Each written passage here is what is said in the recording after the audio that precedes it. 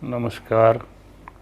आप सबको बैसाखी और खालसा पंथ की स्थापना के लिए बहुत बहुत बधाई। ये दिन खालसा पंथ के लिए बहुत ही गौरवमयी है। हमारा इतिहास सारा इसी के ऊपर डिपेंड करता है। आज अपनी लिखत भी कुछ उसी से रिलेटेड सुनाते हैं। दाढ़ी वाले फरिश्ते। सड़कों से लिफाफे, गत्ते, बोतलें, कांच का सामान चुगने वाले 10-12 साल के बच्चे जब देर से घर पहुँचे तो अपनी झोंपड़ी में आए तो माँ फिक्र कर रही थी। देखते ही बोली, कहाँ रह गए थे बंसी? मैं कितने चिर से तुम्हारी फिक्र कर रही थी। आगे कभी इतनी देर नहीं की। ये सिर पे क्या बांधा हुआ है और जैकेट कहाँ से आई? बंसी, माँ, शहर में तो जैसे सिखों का सैलाब आ गया है। आगे तो कभी कोई कोई सरदार ही दिखाई देता था, अब तो सारे सरदार सफ़ेद दाढ़ियों वाले ही नज़र आ रहे हैं। माँ, बहुत अच्छे हैं वो। मुझे साथ बिठा के खाना खिलाया। मुझे ठंड से कांपते हुए देखकर मेरे सिर पे कपड़ा बांधा और उनका एक बच्चा अपने बैग से मेरे लिए अपनी जैकेट भी दे गया। माँ, कौन है ये? इतनी बड़ी संख्या में क्यों आए हैं? ये सिर पे कपड़ा ठंड से बचने के लिए बांधते हैं, सड़कों पे ही सो जाते हैं।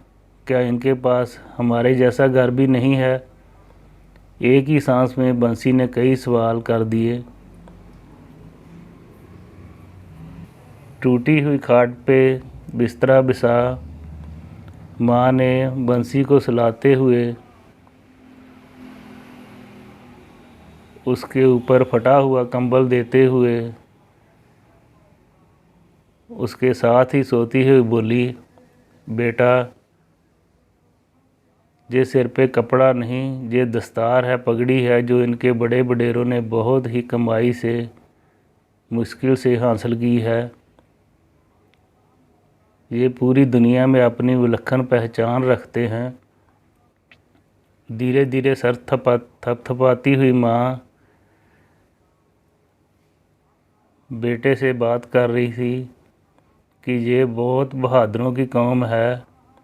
इनमें से बहुत तो करोड़पति हैं, बढ़िया घर महल भी हैं, पर हक सच की लड़ाई के लिए खुले आसमान के नीचे सोने से भी गुरेज नहीं करते।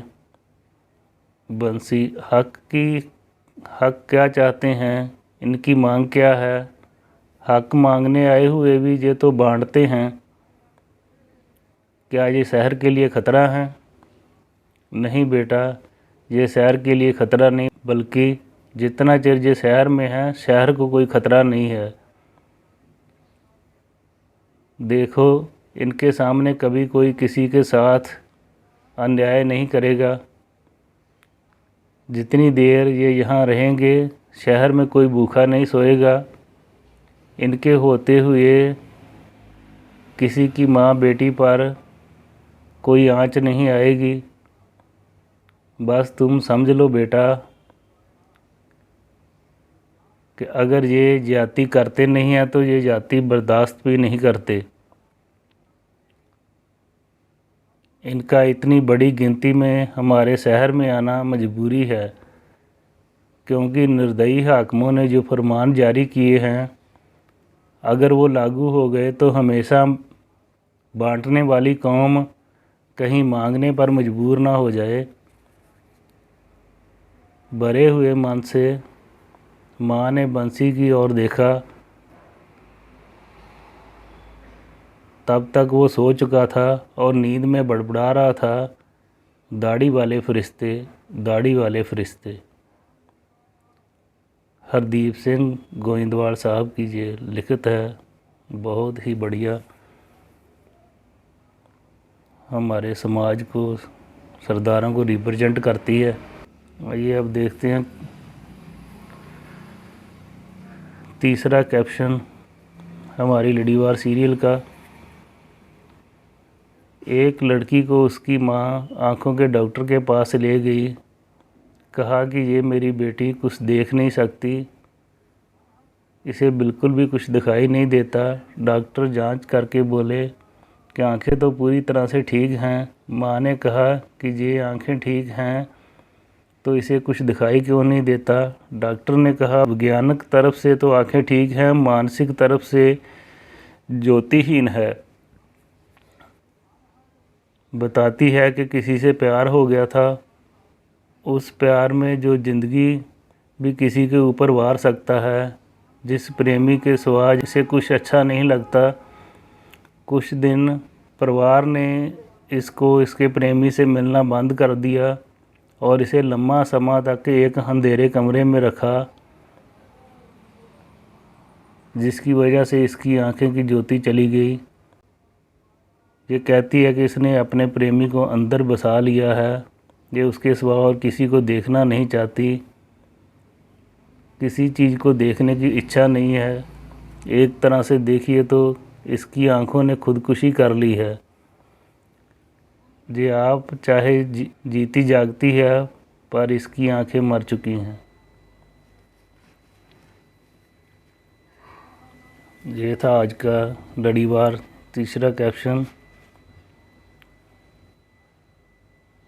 और एक बात कि पंजाब के बहुत ही सूरवीर पुलिस ऑफिसर कुंवर विजय प्रताप सिंह, जिन्होंने लगभग 2 साल के ऊपर लगातार कड़ी मेहनत करके जो मुद्दा सुलझाया था,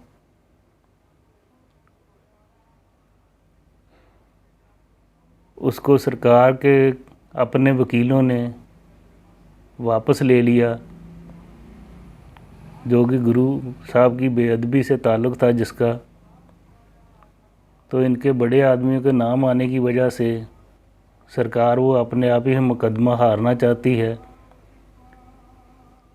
और कुंवर विजय प्रताप की जो सिट बनाई थी जिसमें उसने सारा कुछ लिखा था, वो फाइल अदालत तक नहीं पहुंचने दी, तो उन्होंने अपना इस्तीफ़ा दे दिया।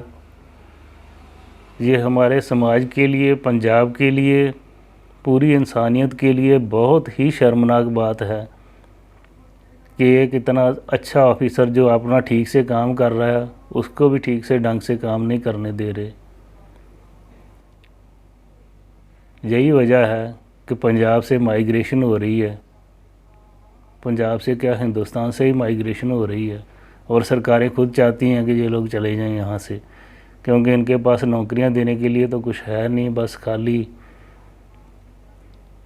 हवा के लिफाफे ही हैं जो लोगों को बांटते रहते हैं।